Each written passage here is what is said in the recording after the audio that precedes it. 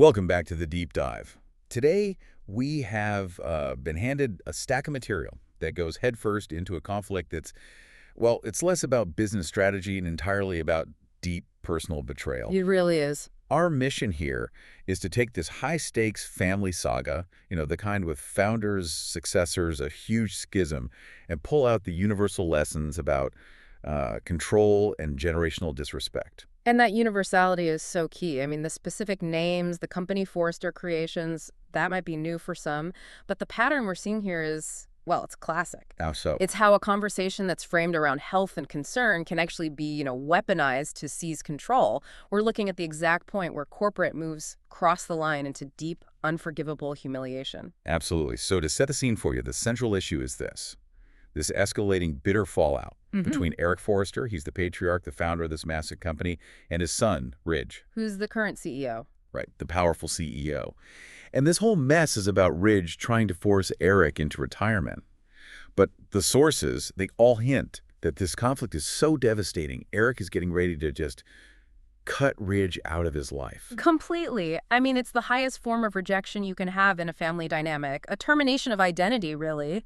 And it's all fueled by this profound disrespect that Ridge tried to mask as, care. And to get how severe that is, we have to start with the initial act, the thing that was just unforgivable. Yes. The sources are really crucial here because they establish Eric's mindset right before the bomb dropped. He wasn't slowing down. He wasn't losing it. Yeah, no, not at all. He was actively seeking a creative comeback. Exactly. We know he was enthusiastically bringing in new sketches, talking about returning as a co-designer. He was sharp, inspired, and totally engaged. He was asserting his value to the empire he built. He was, for all intents and purposes, relaunching his career inside the company. And that assertion of competence, that's the critical context here. Right. It's what makes Ridge's response a deliberate act of sabotage, not just some, misunderstanding. Eric was signaling he was ready to contribute again. And how did Ridge, the CEO, respond to this? This burst of life and creativity? It's just brutal. Instead of a private, respectful talk, he blindsided Eric with a surprise retirement party. I'm talking balloons, banners, the whole humiliating fanfare. Oh, wow. Right at the moment Eric was ready to present his new work. Commentators called it a textbook example of weaponized public humiliation. And that's the exact insight we have to pull out. Why was that so damaging, compared to a straightforward, maybe painful negotiation? It's the public part of it. It's the public part, and it's because it moved the whole conflict from a business disagreement to a complete dismissal of Eric's identity. A party, especially a surprise one, it forces you into a role. It treats his desires, his new designs, his inspiration as some embarrassing delusion that everyone's just going to celebrate away. It's not just taking away his job. It's trying to erase his relevance through social shame. Eric wasn't just betrayed, he was humiliated in front of his people. And the consensus from viewers, from commentators, was that Ridge had crossed a sacred line. He really had. The psychological damage there is just immense for a founder, a designer. Their identity is fused with their work, right? Their sketches, their ideas. Absolutely. So telling someone they're done through a forced, cheerful party is basically saying their defining gift is no longer needed. It's irrelevant. Ridge chose manipulation over dignity, control over everything else. Which brings us to the really crucial question of motivation.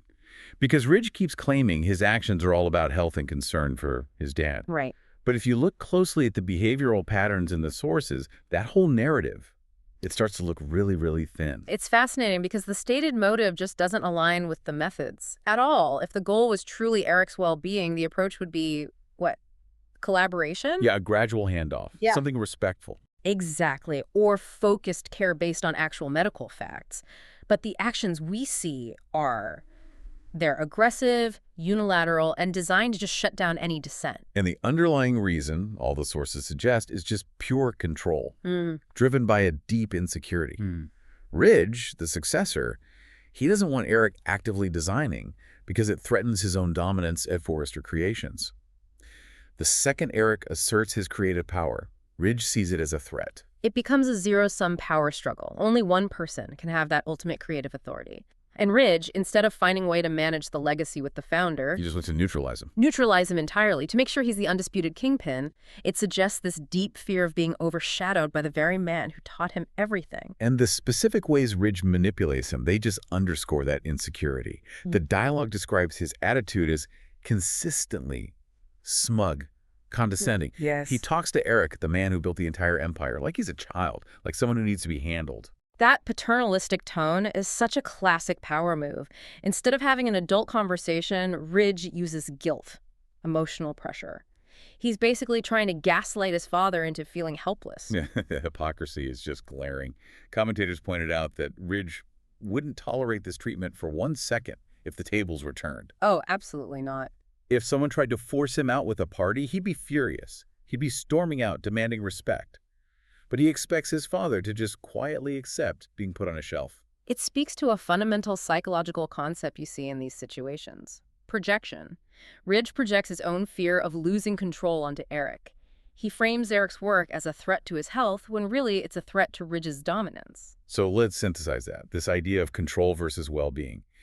In the end, if the goal is truly health, does forcing someone who finds joy and purpose in their work to stop actually help them? It almost certainly backfires. I mean, studies consistently show that mental engagement, having a purpose, are vital for overall health, especially later in life. Forcing retirement onto a highly creative, engaged person often leads to more stress, depression, loss of identity, the exact opposite of what you'd want. Ridge is sacrificing Eric's professional worth for his own corporate security. And damaging him in the process. Terribly. And that systemic failure, it just creates this devastating ripple effect through the whole family.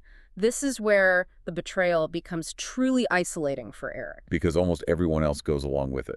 Indeed. The vast majority of the family, you've got Steffi, Brooke, others, they're all siding with Ridge. They're echoing his words, prioritizing what the analysis calls fear and control over trust and respect. They're worried about stress, so they're giving Ridge the moral cover he needs, but they're enabling the disrespect. It's this phenomenon where the family chooses to follow the current power broker, who is Ridge, rather than stand up for the founder's dignity. By validating the idea that Eric is incapable, they make him feel completely alone.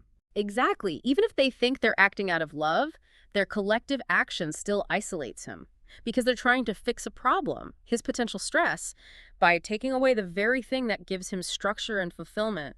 He's isolated, facing his son's ego with no real champion. Fortunately, the sources do detail a few voices who push back.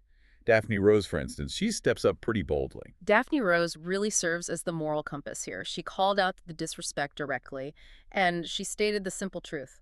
Eric is still fully capable of choosing his own future. And we can't forget Donna. No, Donna remained fiercely loyal.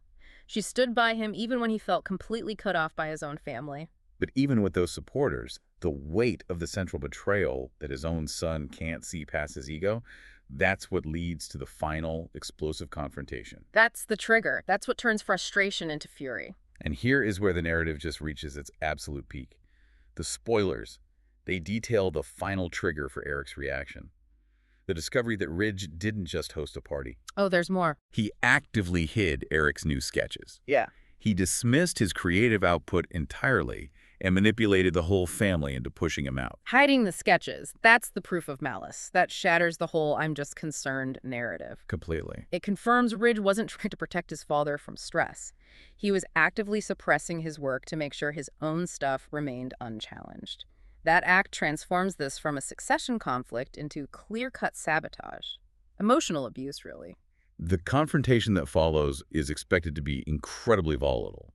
It's where Eric finally unleashes years of built-up frustration. The emotional stakes just could not be higher. And the prediction is? The prediction is that Eric will say the ultimate, devastating words to Ridge, "You're not my son." We have to just pause on the weight of that statement. That's not just a dramatic line. It's a final, existential declaration. What does it really mean in this context? By saying, "You're not my son," Eric is communicating that the lack of respect, the refusal to listen, the total destruction of trust. It has fundamentally voided the emotional contract of their relationship. He is done protecting Ridge's feelings. It's a rejection of his character. It's not about the business anymore. No, not at all. It's an existential judgment on the type of person Ridge has become.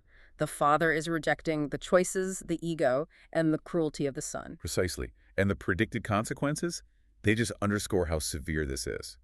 The sources tease a major fracture in the Forrester family, something that won't be easily healed. And Eric is expected to just distance himself completely, personally and professionally. And the supreme irony is that Ridge's desperate, ego-driven attempt to control Eric's future. It led directly to the destruction of their relationship. He might have gained temporary corporate dominance, but he lost his father in the process. So as we wrap up this deep dive, we come back to that core theme. When does the desire for control cross the line into unforgivable disrespect, especially when family and business are so tangled up? Ridge may have started with, maybe a flicker of legitimate concern, but it was just swallowed by insecurity and ego. And you can see the trajectory. From the small, patronizing remarks to the final act of hiding the sketches, it just accelerated so fast into this explosive ultimatum. And the central dilemma for you to consider is what the sources ask. Did Ridge act out of legitimate fear of instability, or was it pure ego and a need for unchallenged dominance? The evidence, especially the sabotage, it really points overwhelmingly to the latter. It's hard to see it any other way. A truly fascinating case study in how corporate ambition can just obliterate family foundation. It absolutely is. And it leaves us with one last reflective question, something that builds on this dynamic. What is the true measure of respect when you're honoring a founder's professional legacy? Is it upholding their vision and acknowledging their competence? Or is it forcing them out for the sake of the successor's dominance? That's a great question. And if professional independence is the key source of joy and sharpness for someone, how much is the family truly obligated to honor that, regardless of their own fears about stress or change? That's something worth mulling over. Indeed. We'll see you next time for the next deep dive.